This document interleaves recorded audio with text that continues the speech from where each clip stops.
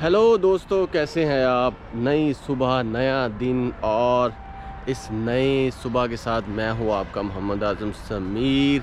दोस्तों, आज मेरी वीडियो उन लोगों के लिए है जो थाईलैंड का पासपोर्ट लेना चाहते हैं। दोस्तों, एक बात मैं आपको बताऊं कि थाईलैंड का पासपोर्ट लेना शायद बहुत ही मुश्किल है, उसकी नेशनलिटी लेना बहुत ही मुश्किल है।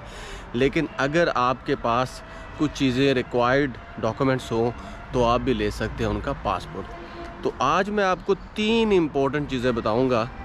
एक तो थाईलैंड का पासपोर्ट यानी कि नेशनलिटी लेने के लिए आपके पास कौन कौन से डॉक्यूमेंट्स होने चाहिए। दूसरा ये कि कितना अरसा लगता है।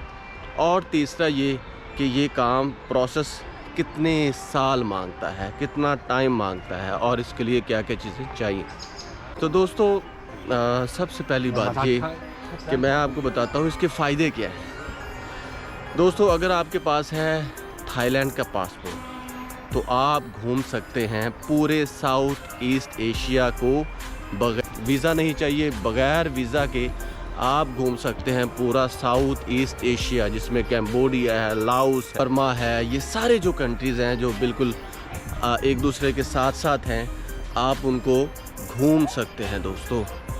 और सबसे बड़ी बात ये कि अगर आपके पास है थाईलैंड का पासपोर्ट यानी कि नेशनलिटी, तो आप वहाँ पे कर सकते हैं बिज़नेस, फाइनेंस अपना बढ़ा सकते हैं और कर सकते हैं बहुत ज़्यादा तरक्की। और सबसे बड़ी बात ये कि थाईलैंड का पासपोर्ट भी खैर जापान और अमेरिका जितना तो मज़बूत नहीं है, लेकिन फिर भी बहुत मज़बूत है। तो दोस्तों, फ़ायदों के साथ साथ जो चीज़ें चाहिए उसके लिए आपके पास आपका अपना पासपोर्ट होना चाहिए और आपकी उम्र 18 साल से होनी चाहिए ज़्यादा।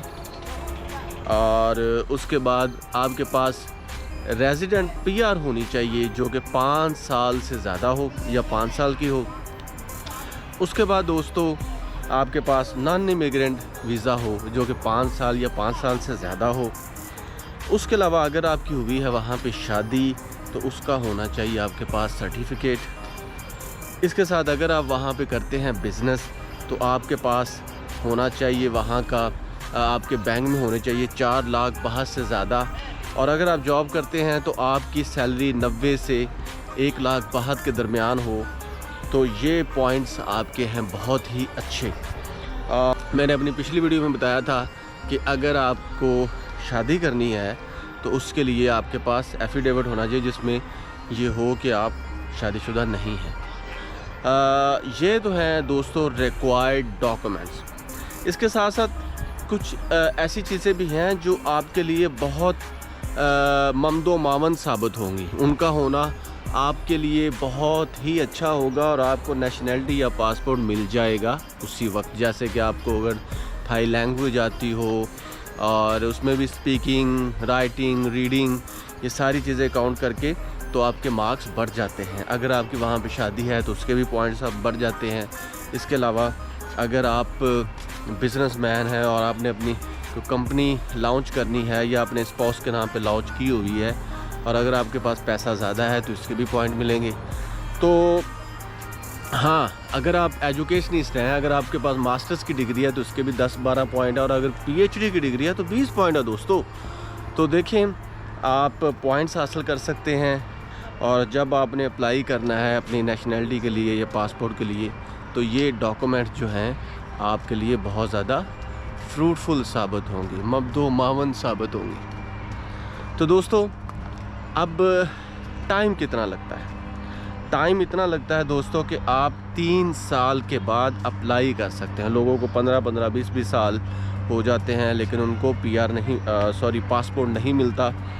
तो आप 3 साल के बाद अप्लाई करेंगे, उसके बाद भी 4 साल, 5 साल या 10 साल भी लग सकते हैं। इट डिपेंड्स अपॉन कि आपके पास कितने पॉइंट्स हैं। बीवी भी है, वो भी बिजनेसमैन है और आपको थाई लैंग्वेज भी आती है और आपके पास नॉन क्रिमिनल रिकॉर्ड भी आपका अच्छा है। यानी कि अगर आपके पास वो सर्टिफिकेट है जिसमें ये ज़ाहिर है, साबित है कि आप क्राइम आपका ज़ीरो है, आपने कोई जुर्म नहीं किया, तो यकीन जाने आपको जो पासपोर्ट है वो मिल जाएगा बहुत ही जल्दी।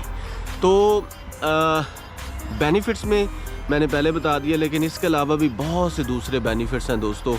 थाईलैंड में आप ज़्यादा पैसा कमा सकते हैं, और आपको पता है कि आप पाकिस्तान का तकरीबन 7.31-32 रेट चल रहा है, यानी कि अगर उनका 1 रुपया हो थाई बाहत हो, 1 रुपया एक थाई बाहत हो, तो पाकिस्तान का बनता है 7.31 से 35 रुपीज़, यानी कि तकरीबन 7.5 रुपये। तो अगर तो आप थाईलैंड में इंटरेस्टेड हैं और उसका पासपोर्ट हासिल करना चाहते हैं, नेशनलिटी हासिल करना चाहते हैं, तो जो जो चीज़ें मैंने कहीं उस पर करें अमल।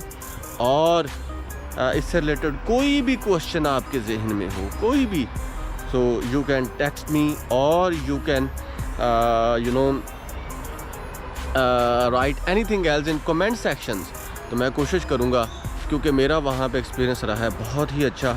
तो मैं चाहता हूँ कि आप लोगों को हो फ़ायदा, आप उठाएं फ़ायदा मेरे इस कंटेंट से। मुझे दें इजाज़त, मेरे चैनल को करें सब्सक्राइब और मुझे करें सपोर्ट। अपना रखें ख्याल। Thank you so much.